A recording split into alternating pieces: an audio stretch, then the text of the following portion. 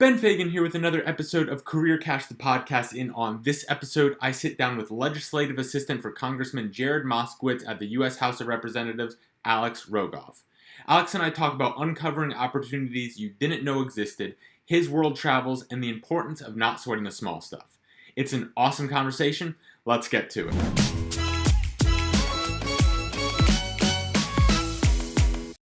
We are back. I'm beyond excited. I am excited for every episode, but particularly because this is kicking off season 3 with my man here, Alex Rogoff. So Alex, talk to me. How you been? What have you been up to? We got a lot to dive in. So how you doing today?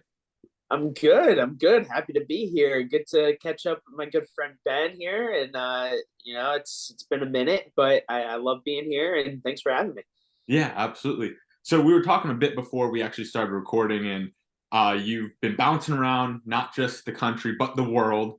And then you've been in DC for a while. So can you kind of catch us up on a bit of your travels and then what you've been up to lately on the work side of things? Yeah, absolutely. So I kind of never really left the country up until I was at Lynn University. I studied abroad in Australia and did a summer program in Israel. But post graduation, I kind of moved out to Scottsdale. Didn't really know what I wanted to do with life. I graduated with a sports management degree and did a lot of political science classes. I was working for Enterprise, run a car out in Scottsdale for about 11 months, 10 and a half months, something like that. And started realizing that I kind of wanted to go to grad school and study political science a little bit more. Found a great program at Northeastern, studying international relations, and I focused on diplomacy and conflict resolution.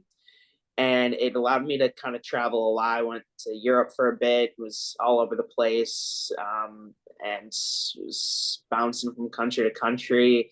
Was in Israel and the Middle East for a bit as well. After I graduated, I found a job, an opportunity in DC with the Israeli embassy. Eventually, that kind of got postponed as we entered the COVID world, and I ended up going to Israel, and it ended up being an amazing year there. I was teaching English, working with kids in schools. As like kind of a side gig, I was working with refugees from Sudan and Eritrea and Ethiopia and that region of the world as well, through a friend that I met there, which was a really neat opportunity. And then after the pandemic kind of settled, I ended up getting the call to come back to Washington, and I moved back to DC in spring of 2021 and have been here since. I was with the Israeli embassy for 6-ish months, give or take.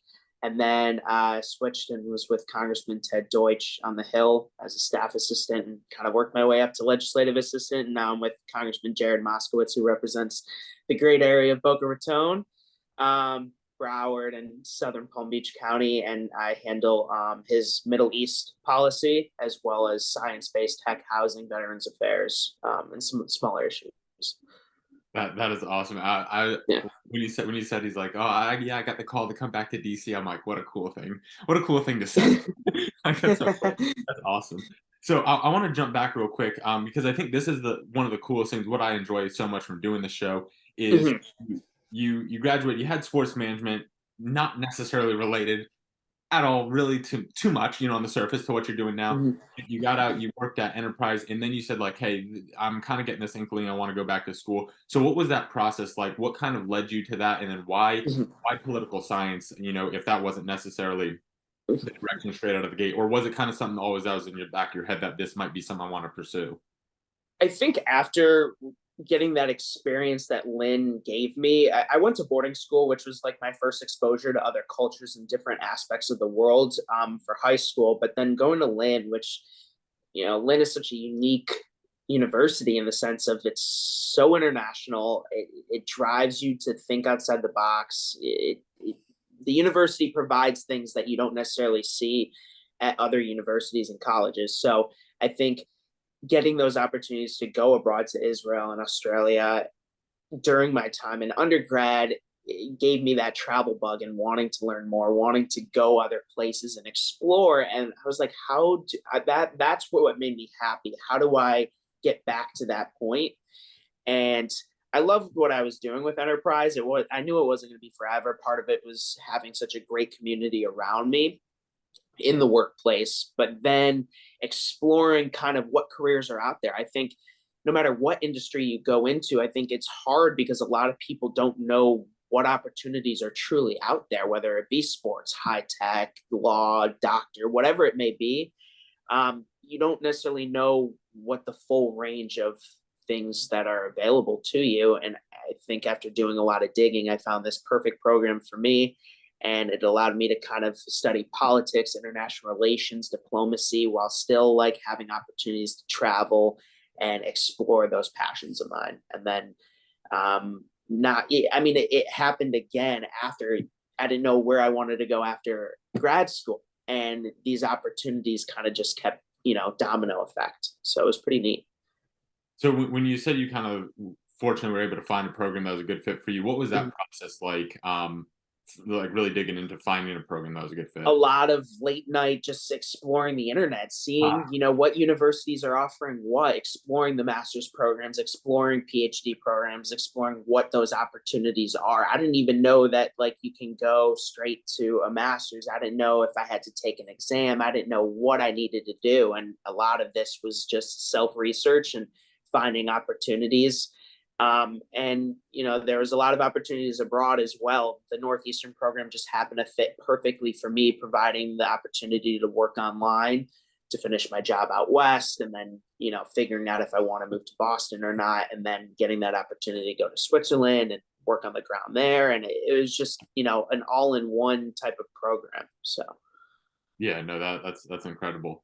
And yeah. so now kind of moving more into like the Mm-hmm. what you're doing today, and you said Mm-hmm. you originally got connected with the Israeli embassy. So Mm-hmm. how do you go about, because I venture to say, getting involved in government agencies and government work is a bit different of a job, and I could be wrong, how you get involved in that versus, maybe a corporate world or something like that. So what is the kind of path to take to get into kind of the government world, per se? So separating it, going to the Israeli embassy, a lot of this was not realizing what opportunities were necessarily in the US government, what opportunities were kind of just very international relations focused.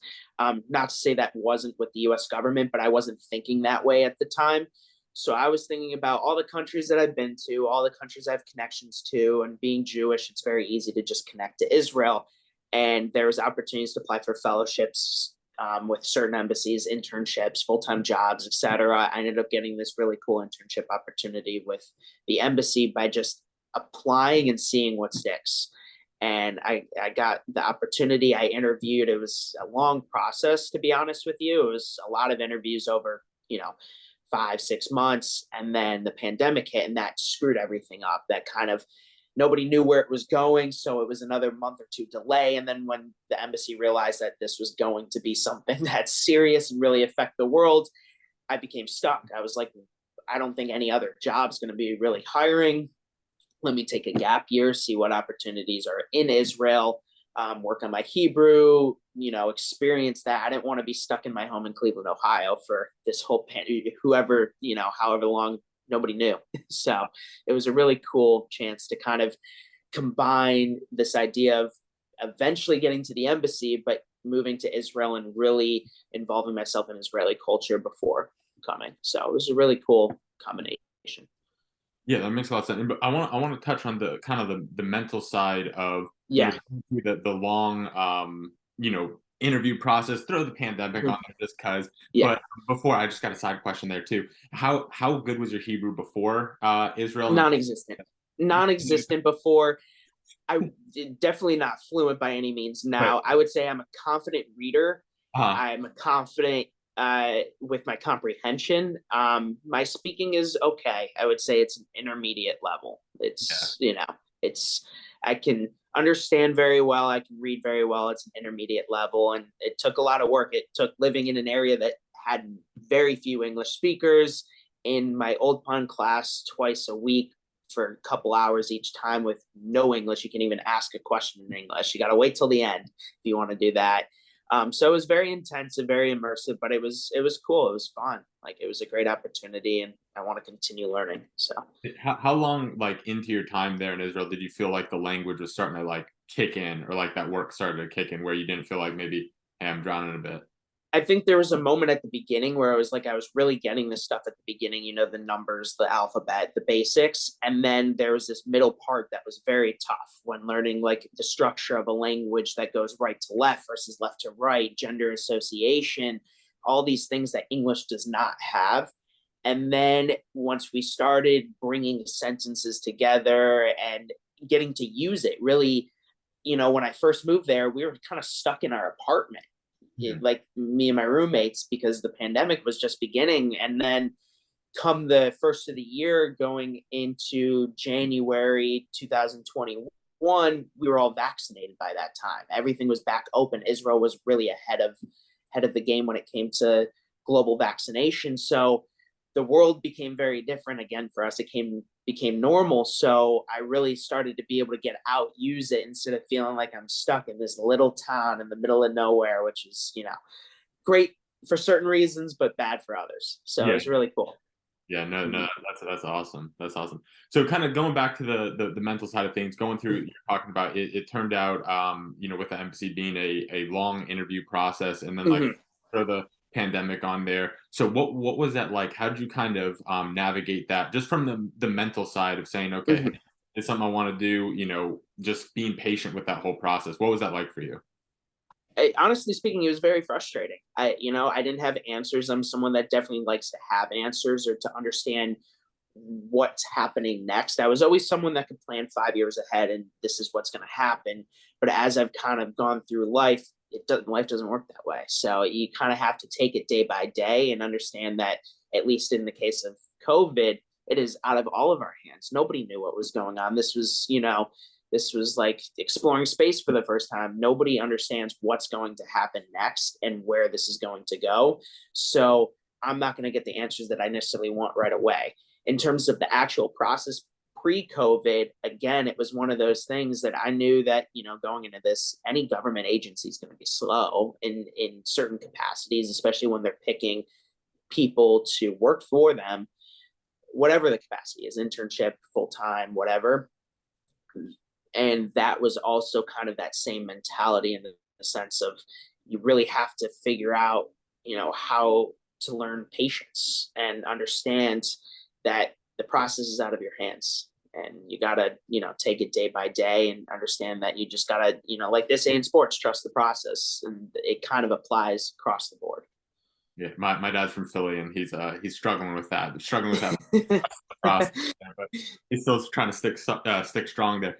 But you bring up a really interesting point, and I think that that's the coolest thing. Where like when you're going through something, whether it's a pandemic or a long interview Mhm. process, a situation where you don't have the answers, and it's just like, all right, well, this sucks. But then you fast forward a month, 10 years, 20 years, 5 years, whatever it is. Mhm. Like, okay, now I felt like I benefited from that experience. How have you benefited from that sense of learning to be patient, kind of getting a little bit more, whether you're all the way there or not, getting a little bit more towards this idea of, hey, I may not have the answers. That's kind of the environment. That's okay. And how have Mhm. you, one, cope with that? And two, how has that kind of impacted what you do today? I think there's still those moments of struggle sometimes, but again, I think there's been a lot of time for self-reflection as well, and understanding, like, I'm 27 years old. I've done more in my lifetime than most people have in multiple lifetimes, and I'm fortunate for that. A lot of that has been, you know, family pushing in certain ways, the opportunities that I've gotten, the opportunities I've taken advantage of. It's a little bit of everything, and I think, looking back and being like, there's been so many moments of doubt and not understanding, whether it be, struggling back home with a lot of things and then choosing to go to boarding school, which set me up for the opportunity at Lynn, which, eventually it was a domino effect for grad school. And looking back, I've been to 20 plus countries. I worked for multiple governments. I have an amazing job right now. That's provided so many unique opportunities to talk to so many cool people, and even incorporate sports into my political life, which I never thought would happen, which is really neat. And Everything happens for a reason. I'm a firm believer of that. And it's kind of just looking back on that allows me to be like, it's always worked out. I've always bet on myself. So continue to do that, even when it's tough, even when it feels like the world is ending. Yeah, So, no, yeah, definitely. And I think that there's so much value in that idea and that approach of you taking advantage of the opportunities, but you gain so much, and one opportunity leads to the next because you take advantage of them. So, what I know this is kind of a very broad question, but you kind of maybe pinpoint an approach that you take because all of the things that you've done and accomplished, like you're saying, 27 years old, they don't really happen. If you go to Israel and sit in your room, you're not getting the same experience. for sure. But being out there, being active, same thing with reaching out to people, connecting with them, all these things. So, how have you what's the mentality you take to approach these new experiences where you're traveling across the world, where you're, moving across the country, jumping into a new program, getting into new jobs? How do you go about taking advantage of these brand new opportunities to the best of your ability? I think the first thing is just being open. I think that's the first step is being open to change and, being okay with things changing on the fly as well. That's a big part of my job at the moment is there's things that could come up on the weekends. There's things that could come up late at night. There's, things can change out of the blue. I can, write a speech and it never be used. There's different things that, that you just have to be prepared for, but you also can't necessarily prepare for them. And then the second thing is, I would say very something similar to like what my grandfather would tell me when I was younger is, be the kid that, wakes up early, be the kid that leaves the office, comes in first, leaves last, works hard, head down. Everything will always work out for that person if you don't go in with all these expectations. Hmm. No, So I would say that's the big thing. that makes a lot of sense. I just think that that's such a cool thing, just hearing your experiences there. So I want to kind of come back to present day. Can you walk me Mhm. through what you do on a day-to-day basis, what that looks like for you? Because like you said, it sounds like there's a lot of moving parts, but it also sounds like it's something you enjoy. So what does that look like for you on a day-to-day? Yeah, so my actual title is a legislative assistant for Congressman Jared Moskowitz, who represents the 23rd District of Florida, which is Broward, Palm Beach County. It's South Palm Beach County, pretty much through half of Fort Lauderdale and everything in between, with Coral Springs and Parkland all the way to the west. And it's a really neat opportunity. As a legislative assistant, I handle a legislative portfolio, and that portfolio is typally, 7 to 10 issue areas per legislative assistant. That goes across the board for all 435 members on the House side. And I handle my big portfolio is he sits on the Foreign Affairs Committee, the House Foreign Affairs Committee. So I handle his kind of Arab world, I would call it. It's MENA, Middle East, North Africa, and then it's including Central Asia from the stands all the way to Mauritania and Africa. So 30, 31 countries. I handle science, space, and tech, housing, veterans affairs, postal issues, campaign finance, civil rights, combating anti-Semitism. And then there's a couple of caucuses, which are kind of like, I would compare them to the clubs that you see in college, like the different organizations. And that's the same thing for members of Congress. Caucuses, you could create caucuses. There's hundreds, if not thousands of caucuses. Some are more serious than others. Some are more fun, but all the time they kind of, intertwine with politics. So my boss started the sneaker caucus, which I handle that stuff or assist our chief of staff with. And then the Equality Caucus, which handles civil rights and stuff like that. And then we're on the Task Force to Combat Anti-Semitism, the Abraham Accords Caucus, which are the ones that I handle as well. And day to day looks very much like a lot of reading in terms of being not really an expert, but if my boss needs to know something on those particular issue areas, I got to either know the answer or know where to find it and find it quick. Understanding kind of, at least with the foreign policy side of things, what's going on in the world all the time. So it's really reading a lot of like the news updates, etc. Meeting with a lot of people from different embassies within my region in terms of the foreign policy side of things, whether it's science, space, and tech, meeting with different groups that handle that, veterans groups, housing groups that deal with foster homes, or, different things related to those issues. Uh, and a lot of times, with science, space, and tech, it could be meeting with NASA. It's coming up with different ideas for bills, legislation that we can write and push for my boss to um, push on the House floor and hopefully eventually take a vote and it become law. Uh, and it's focused on his issue areas as well, like his priorities, which not all the priorities are my issue areas. He's a member that focuses a lot on gun control, with Parkland happening in our district, and he's an alumni of Marjorie Stoneman Douglas as well. So that definitely is something very close to him. He was the emergency management director for Florida, so he focuses a lot on emergency management. And then Israel is a big policy issue area for him, and foreign affairs. So day to day is always different. It's very exciting getting to always meet a lot of people.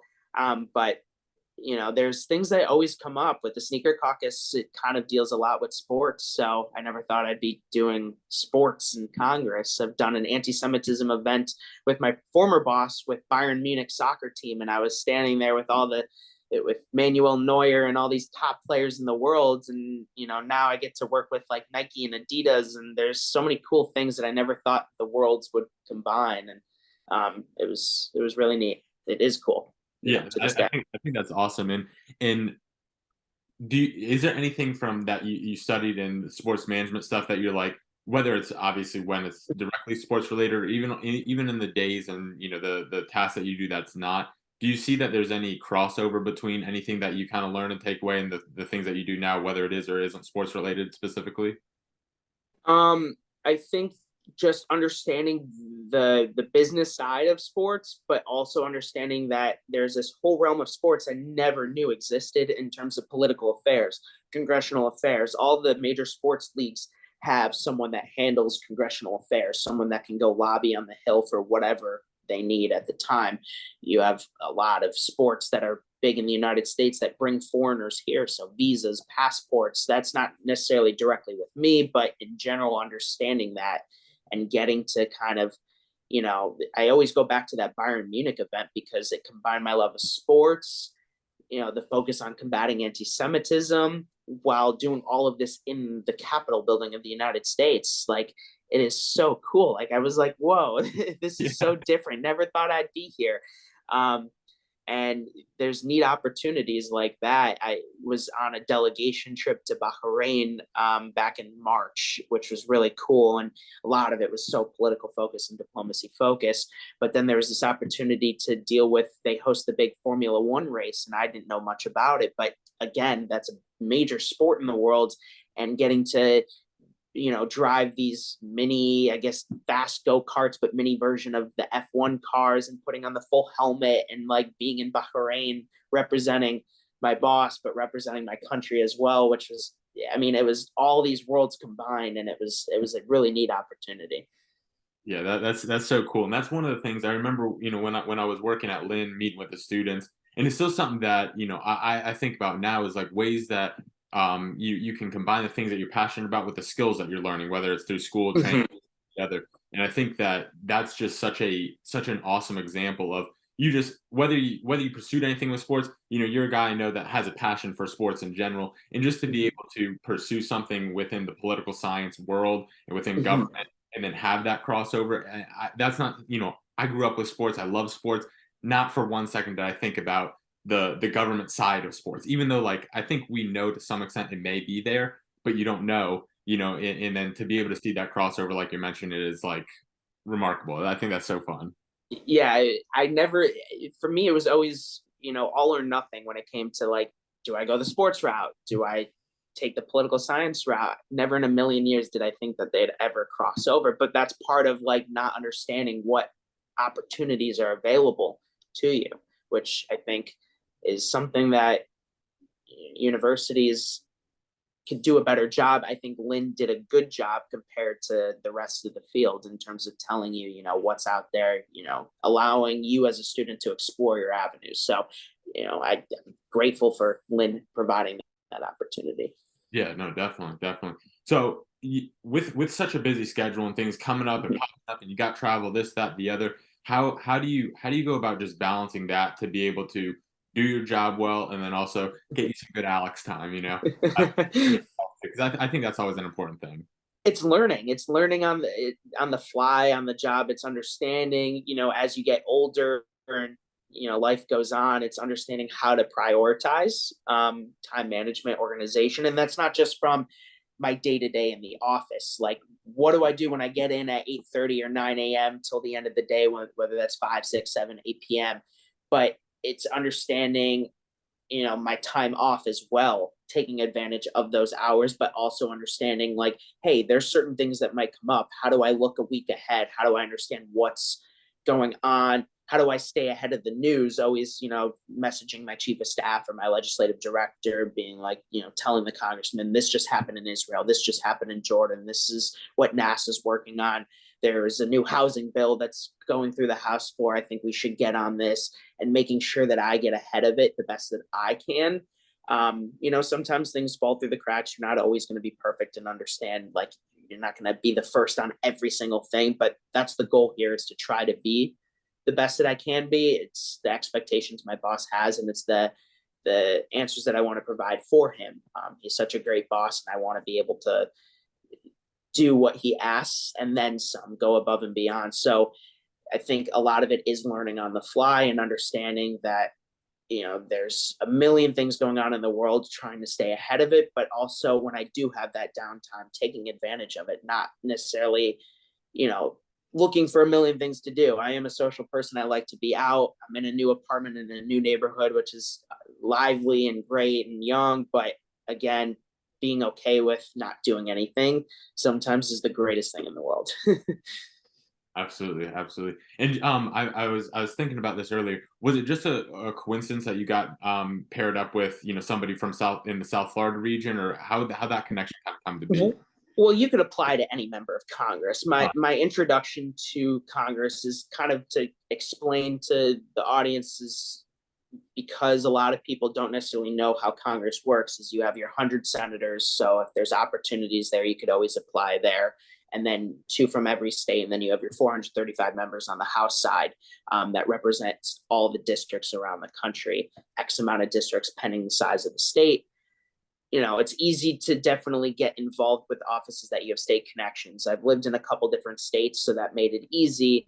And I got connected with Congressman Deutsch through, him being just a prolific member of Congress. He was there forever. He represents Boca Raton. He's a Jewish member of Congress. There's a lot in common.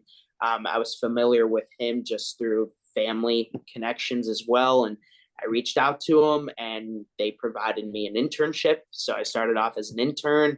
Then the beginning role as a staff assistant opened, and I applied, and they thought I was the right fit, and eventually got the staff assistant role, the legislative correspondent role. He announced he was retiring, and I, asked to see if there was opportunities for promotion still. And there I ended up being a couple months later, and worked my way to a legislative assistant role, and had a couple small portfolios. And then when he retired, he's now the CEO of the American Jewish Committee, the AJC, which is a huge Jewish organization.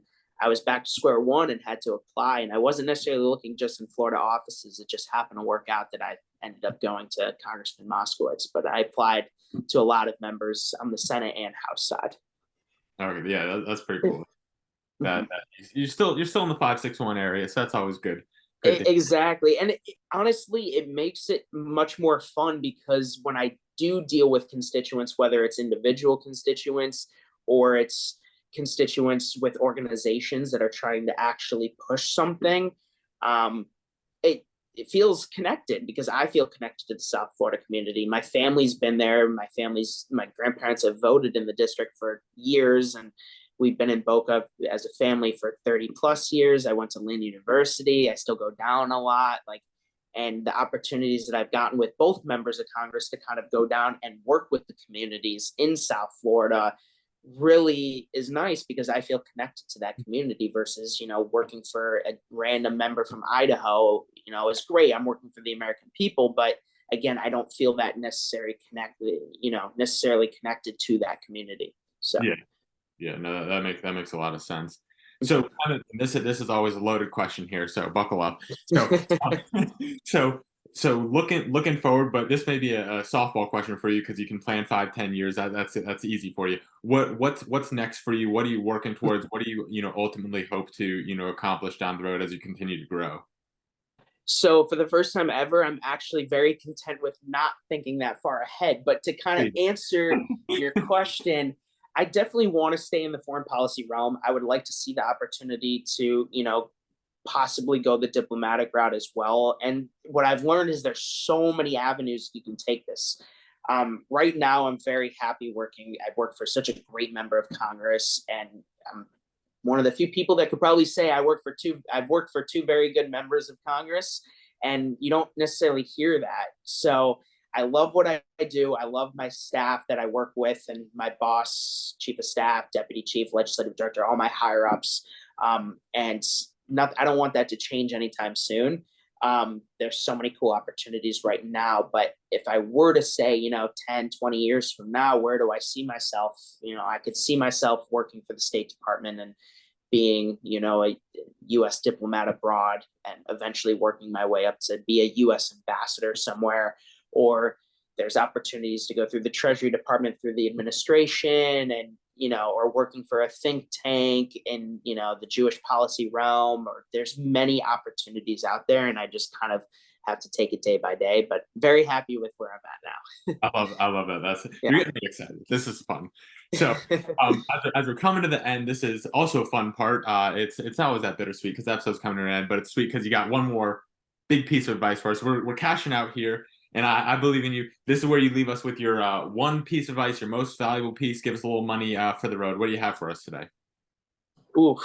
Okay. So this took a lot of thought. I would say, you gotta you can't sweat the small things, honestly, Ben. I think that I say it, and it's so much easier to, practice what you preach. But again, I've struggled with necessarily doing that, through stages, but I've gotten better. But honestly, there's so many different moments in life where there's small things that happen, and you don't, you feel like the world's ending, whether that be small for you or big for you, and it looks small or big to the outside world.